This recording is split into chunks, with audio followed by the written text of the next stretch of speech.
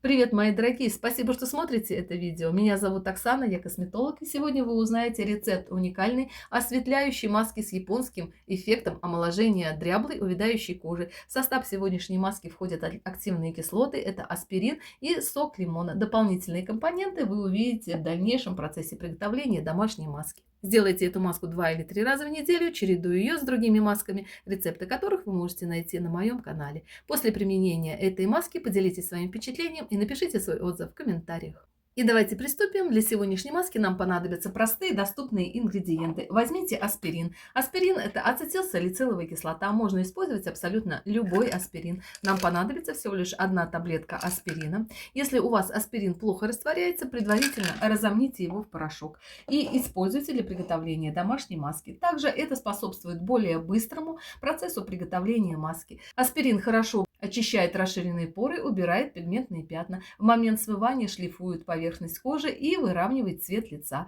Разведите ацетилсалициловую кислоту с соком лимона. Вы можете использовать уже готовый сок лимона или приготовить его самостоятельно. Возьмите лимон, разрежьте и добавьте в сегодняшнюю маску. Также для сегодняшнего рецепта подойдет хорошо и витамин С.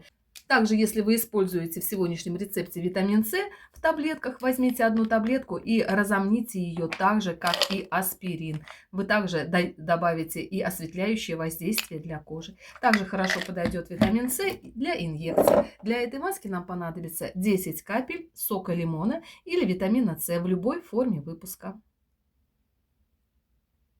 Это также усилит процесс осветления пигментных пятен. Тщательно разведите аспирин так, чтобы он размок. Если есть комочки, ничего страшного, это нормальное состояние маски на этом этапе. В процессе добавления последующих ингредиентов аспирин будет слегка размягчаться и будет превращаться в однородную консистенцию. Кстати, обязательно соблюдайте не только рецептуру приготовления домашних масок, но и порядок добавления всех ингредиентов. От этого будет зависеть качество маски и тот эффект, который она окажет на вашу кожу. Следующий ингредиент для этой маски нам понадобится рисовая мука. Вы можете приготовить также рисовую муку самостоятельно, либо использовать уже готовую. Возьмите небольшое количество белого риса, перемелите его в кофемолке и используйте для приготовления домашних масок. Рисовая мука хорошо смягчает кожу, убирает даже самые глубокие морщины. В момент подсыхания дает лифтинг, подтягивающий эффект. Возьмите 1 чайную ложку рисовой муки.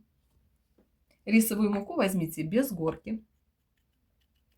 Не размешивая все ингредиенты, добавьте в сегодняшнюю маску, и имбирь вы можете использовать как в свежем виде, так и в уже готовом. Имбирь продается в отделе приправах, также дает хорошее осветляющее воздействие на кожу, хорошо тонизирует дряблую увядающую кожу и улучшает цвет лица. Для этой маски нам понадобится небольшое количество имбиря, кончики чайной ложки. Слегка размешайте сухие компоненты. И следующий ингредиент для этой маски нам понадобится сок алоэ. Вы можете использовать сок огурца или сок капусты. Сок алоэ или алоэ вера хорошо тонизирует кожу, хорошо увлажняет кожу, предотвращает обезвоженность. Также обеззараживающее воздействие сока алоэ уже проверено. Также вы можете использовать алоэ в ампулах для инъекций. Добавьте в сегодняшнюю маску 1 чайную ложку сока алоэ. Кстати, заменить сок алоэ вы можете соком огурца или соком капусты. Возьмите свежий овощ, натрите на очень мелкой терке, отожмите через марлевую ткань и добавьте в сегодняшнюю маску 1 чайную ложку. Затем тщательно размешайте все компоненты до получения однородной приятной консистенции. В момент приготовления домашних масок не торопитесь. Тщательно размешивайте ингредиенты. Достаточно 7 или 8 минут для того, чтобы в домашних условиях приготовить очень эффективную, качественную антивозрастную маску. На этом этапе маска должна иметь вот такую консистенцию. Постарайтесь все ингредиенты не просто размешивать, а постарайтесь их как бы взбить. Так как в домашних масках я не использую различные отдушки, консерванты, разрыхлители, загустители, процесс взбивания компонентов очень важен для того, чтобы получить качественный результат. Следующий ингредиент для этой маски нам понадобится витамин Е. Витамин Е – это витамин молодости и красоты. Идеально подходит для омоложения увядающей кожи. Витамин Е разглаживает морщины, хорошо наполняет питательными компонентами. Также витамин Е предотвращает появление преждевременных морщин. Витамин Е вы можете использовать как в капсулах. Если у вас витамин Е в капсулах, добавьте одну капсулу, в ней примерно 10 капель. Также я рекомендую витамин Е использовать для приема вовнутрь. Он улучшает состояние не только кожи, но и волос и ногтей. Для приема вовнутрь я использую витамин Е в капсулах, а для приготовления домашних масок очень удобен вариант добавления в масляном составе. Для этой маски нам понадобится 10 капель витамина Е.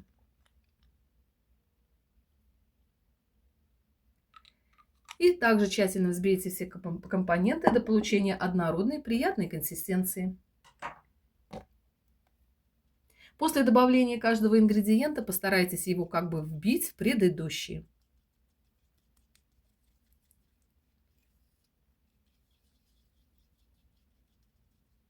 И следующий ингредиент для этой маски нам понадобится касторовое масло. Касторовое масло имеет очень плотную консистенцию, также очень быстро разглаживает мелкую сеточку морщин, если вы нанесете касторовое масло на кожу в чистом виде. Для профилактики появления преждевременных морщин вокруг глаз и для того, чтобы убрать и омолодить дряблую кожу под глазами, можно взять одну каплю касторового масла и равномерными движениями нанести на кожу вбивающими движениями.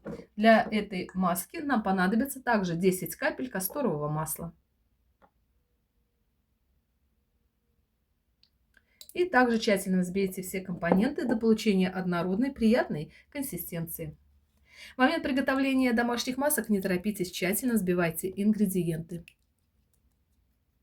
Эту маску можно хранить в холодильнике в закрытом виде до 5 дней и использовать ее в недельном уходе. Также для достижения наилучшего эффекта сделайте эту маску курсом. Курс продолжается в течение 4 дней. Также в течение 4 дней рекомендуется хранить все домашние маски и кремы в стеклянных либо пластиковых упаковках. Не храните домашние средства, которые вы готовите самостоятельно, в металлических емкостях и не используйте металлические предметы в процессе приготовления домашних масок. Наносить эту маску нужно на подготовленную кожу. Перед маской сделайте кислотный скраб или пилинг. Возьмите 3 или 4 таблетки ацетилсалициловой кислоты, тот же аспирин. Размочите их водой комнатной температуры. Нанесите на влажную мытую кожу лица, кожу шеи, кожу зоны декольте. Не наносите кислотную скатку на кожу вокруг глаз. В течение 3 минут помассируйте кожу и уберите верхний ороговевший слой клеток. Затем смойте аспирин и приступайте к нанесению сегодняшней маски.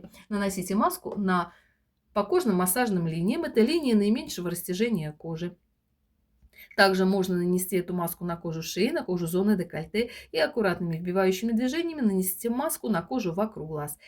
Держать маску нужно не более 20 минут. Затем размягчите лицо влажным махровым полотенцем и смойте маску водой комнатной температуры. Затем нанесите питательный или увлажняющий крем. Рецепты домашних кремов вы также можете найти на моем канале в плейлисте «Домашние кремы». Очень эффективные омолаживающие воздействия с помощью домашних кремов вы получите сразу после нанесения.